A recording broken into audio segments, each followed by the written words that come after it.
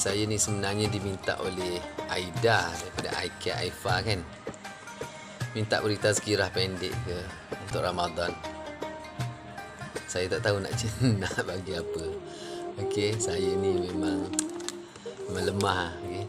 Tapi memenuhi permintaan Aida ni, insya-Allah saya cubalah bagi sedikit perkongsian. Bukan tazkirah lah, tak layak untuk saya beri peringatan lah. Okey, cuma sedikit perkongsian lah. Mudah-mudahan memberi manfaat. Okey, andainya tak betul, jangan pakai lah. Okey, saya nak cerita pasal riadah. Okey, biasanya kita untuk sihat kita kena riadah kan. Jadi pada bulan Ramadan ni tak larat nak riadah. Jadi saya nak ajak kita riadah hati. Riadah hati. Okey, riadah hati ni penting untuk kita. Sebab apa? Banyak penyakit-penyakit hati seperti riak, hasad dengki, ujub, okey, dan sebagainya. Ini datangnya daripada hati yang orang kata hati yang lemah lah. Okey, itu istilah saya lah. Okey, jadi kita kena riadah ni. Macam mana riadah hati? Yang saya nak kongsikan hari ni adalah kita sentiasa, kita kata yang pertama selalu kita sebut pasal zikir kan? Zikir ni ada banyak. Okey, zikir jahar ada suara, ataupun zikir lisan kan, ataupun zikir hati, mungkin kita sebut dalam hati la ilaha illallah ke, ataupun Allah Allah Allah tanpa suara. Okey, dan apa yang saya nak kongsi hari ini ialah riadah kita melihat perbuatan Allah. Di dalam Al-Quran pun banyak menyebutnya, suruh melihat hasil-hasil perbuatan Allah. Suruh lihat bumi, suruh lihat laut, langit, gunung ganang, tumbuh-tumbuhan, haiwan dan sebagainya, kapal yang berlayar di laut. Dia suruh melihat kejadian diri kita untuk melihat kebesaran Allah. Jadi sebenarnya segala-gala yang berlaku di alam ini, di bumi, di langit, di dalam tanah, di dalam laut, di dalam batu, sel, di dalam sel, di dalam cakrawala, di dalam galaksi-galaksi lain, semuanya datang daripada perbuatan Allah. Kita dah yakin itu kan? Saya yakin semua pelajar saya dah yakin dan pegang teguh keimanan ini. Tidak ada yang berlaku tanpa perbuatan Allah. Semuanya berlaku datang daripada perbuatan Allah. Cuma hari ini kita sering lupa. Maka kita riadah. Kita lihat contoh. Contoh. Kita gerakkan tangan kita, kita pegang cawan air, kita minum. Lihat, itu adalah perbuatan Allah. Allah yang membuatkan kita, menggerakkan kita. Yang paling dekat dengan kita adalah diri kita. Jadi riadah yang paling mudah adalah melihat perbuatan diri kita. Apa yang kita buat itu datang daripada perbuatan Allah. Kita lihat. Ini merupakan suatu latihan pada hati kita. Dan yang penting sekali adalah di dalam solat kita. Selalu kita solat kerana Allah, bukan kerana benda lain. Itu dah faham dah. Tapi kita kena tambah satu lagi. Kita solat dengan Allah, iaitu di dalam hati kita, kita melihat segala perbuatan solat kita itu, segala bacaan kita itu, dan hati kita mengingati Allah ataupun mengikuti makna bacaan-bacaan itu, semuanya datang daripada perbuatan Allah. Jadi kita melihat perbuatan Allah. Dulu saya rasa saya pernah berkongsi asas-asas untuk kita dapat solat yang khusyuk. Yang pertama, perbuatan kita mesti betul mengikut sunnah yang Rasulullah ajar. Perkataan iaitu bacaan kita betul. Kemudian hati kita sebagai orang Melayu ni kena faham bacaan-bacaan kita tu. Jadi sebab kita memuji dan memuja Allah di dalam bacaan-bacaan tu, kita kena faham. Dan kita tambah lagi satu, pada malam ni saya nak kongsikan, sepanjang perbuatan kita, apa yang kita baca kan, telinga kita mendengar, hati kita berkata-kata, berbicara dengan Allah itu, kita pandang dengan hati yang dalam lagi, iaitu melihat semuanya itu adalah datangnya daripada perbuatan Allah. Allah yang membuat kita solat. Okey. Jadi sebab dia dalam bulan Ramadan ni, insya-Allah kita lebih sikit solat, insya-Allah. Okey, selain daripada solat fardu, kita ada solat tarawih. Okey, ada yang buat 8 rakaat, ada yang buat 20 rakaat, masing-masing lah. Okey. Jadi kita gunakan peluang ini untuk redha hati kita lebih banyak lagi. Okey, sepanjang solat kita tu pandang itu semua yang datang daripada perbuatan Allah. Okey. Kenapa ini penting?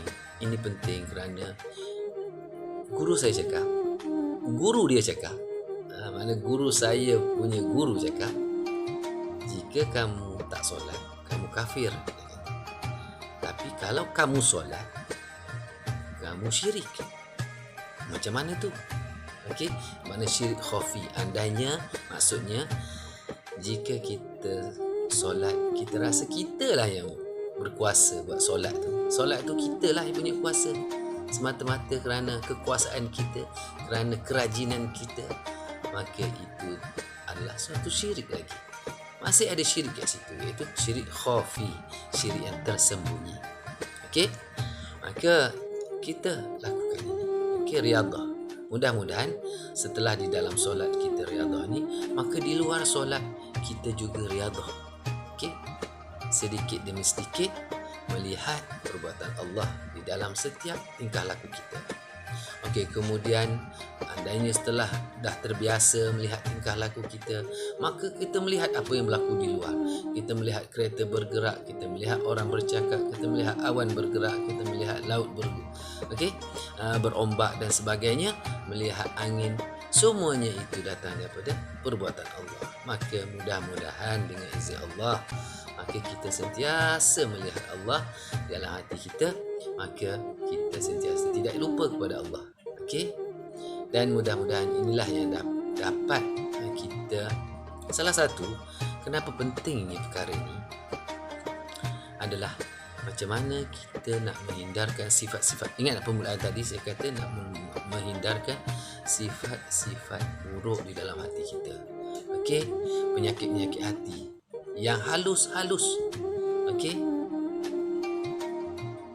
Sebab sifat seperti sombong, riak, takabur, okey, ujub, dengki, cinta dunia. Okey, benda-benda ni terlalu halus. Kadang-kadang kita tak perasan. Maka mudah-mudahan dengan kita sentiasa riadah hati kita, sentiasa melihat akan perbuatan Allah, maka kita dapat menolak sifat-sifat ni. Andainya datang, memang syaitan selalu ganggu kita. Okey, dia datang rasa contoh kita rasa kita bagus, contoh. Okey, bila datang je, mudah-mudahan kita diberi ingat oleh Allah. Ini kan perbuatan Allah. Contohnya, okey, saya nak bagi contoh. Ada satu kes tau. Ni real case. Seorang pelajar datang jumpa saya. Seorang pelajar jumpa saya, beritahu kat saya, dia roommate dia tak suka dia cakap. So panjanglah cerita dia. Akhirnya kita dapat tahu kenapa roommate dia tak suka dia. Simple je. Kerana CGPA dia 3.8 lebih, sedangkan dia ni study sikit-sikit je. Dia ni pergi lecture balik tidur. Okey, tak study banyak, tetapi CGPA tinggi. Yang kawan dia ni study banyak-banyak, dapat CGPA rendah. Maka sakit hati. Okey, budak-budak jelah. Okey, tapi ini penyakit hati. Penyakit hati. Okey, nampak tak penyakit hasad dengki tu? Okey, iri hati. Jadi nak menghindarkan iri hati ni, semua orang tahu itu tak bagus, tapi macam mana nak hindar? Salah satu adalah kisah kita sentiasa melihat perbuatan Allah. Mana dalam kes ini, pelajar ini sepatutnya melihat pemberian Allah kepada rakannya itu. Kan, belajar sikit dapat banyak. Itu adalah kehendak Allah, perbuatan Allah. Maka mana boleh kita iri dengan Allah? Nampak? Okay. Pada peringkat pelajar yang pandai tadi pula, semua pandai, yang kata belajar sikit dapat banyak. Mungkin datang ujub dalam diri dia. Kalau dia tidak berhati-hati, dia rasa dia bagus, alah dia study sikit je dah dapat. Orang lain study banyak-banyak dapat rendah, kan? Maka datang ujub, rasa bagus. Itu juga penyakit. Okey, tapi kalau kita sentiasa melihat segala-galanya datang daripada perbuatan Allah, insya-Allah sedar, oh, ini adalah perbuatan Allah. Allah yang membuatkan aku dapat ingat, aku dapat faham dengan belajar sikit. Maka datangnya syukur. Okey? Jadi nak datang je penyakit hati, insya-Allah kita kenal itu adalah suatu penyakit yang Allah tak suka. Sebab apa tahu? Contohnya ujub. Ujub ni sangat tidak disukai oleh Allah. Riak sangat tidak disukai oleh Allah kerana ia juga adalah satu syirik khafi. Okey, kenapa syirik khafi? Kerana bermakna kalau kita kata kita bagus, bermakna kita ada kuasa. Bermakna sudah berkongsi kuasa dengan Allah. Sedangkan itu datang daripada Allah, kita tak ada kuasa. Maka itu adalah satu syirik khafi. Kalau kita rasa kita bagus, okey, maka kita dapat hindarkan. Okey, insya-Allah. Okey. Dan ini masih lagi dalam peringkat usaha. Okey, dan usaha ikhtiar kita ini juga datang dari Allah. Okey, sedar ya. Usaha ikhtiar kita datang daripada Allah. Saya rasa itu saja, okey, untuk perkongsian hari ini. Okey, kita mulakan melihat perbuatan Allah di dalam solat kita, kemudian apa yang kita lakukan, kemudian kita cuba berusaha melihat segala perbuatan Allah di luar solat kita, di dalam kehidupan kita. Mudah-mudahan dia lekat di dalam hati kita dan kita sentiasa di dalam zikir kepada Allah. Okey, Assalamualaikum warahmatullahi wabarakatuh.